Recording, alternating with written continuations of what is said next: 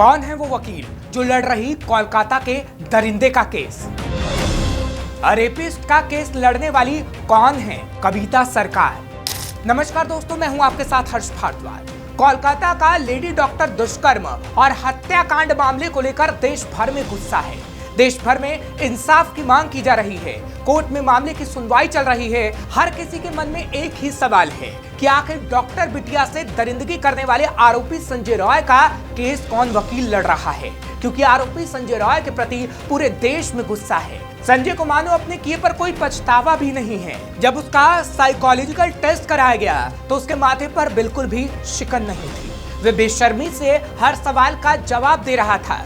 मामला फिलहाल high court में है। हर कोई जानना चाह रहा है कि आखिर दरिंदे का पक्ष कोर्ट में कौन वकील रखेगा।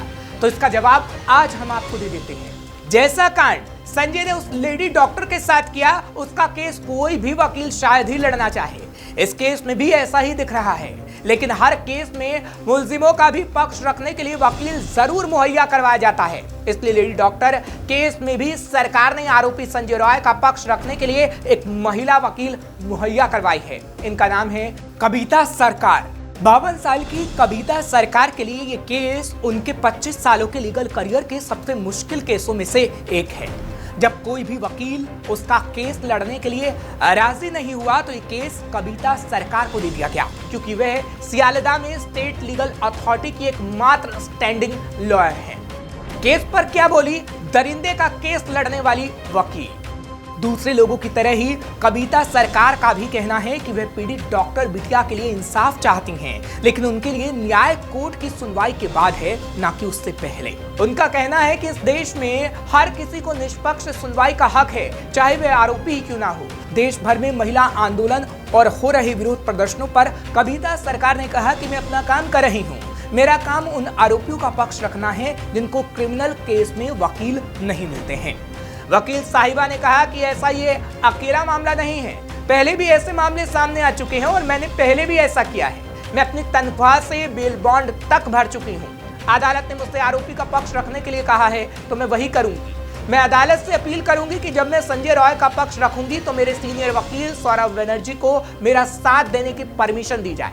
वहीं जब कविता सरकार से संजय रॉय के लिए मौत की सजा को लेकर सवाल पूछा गया तो उन्होंने कहा कि वे पर्सनली मृत्युदंड की मांग का समर्थन नहीं करते हैं। उनके लिए आजीवन कारावास की सजा का प्रावधान सबसे बड़ा दंड है।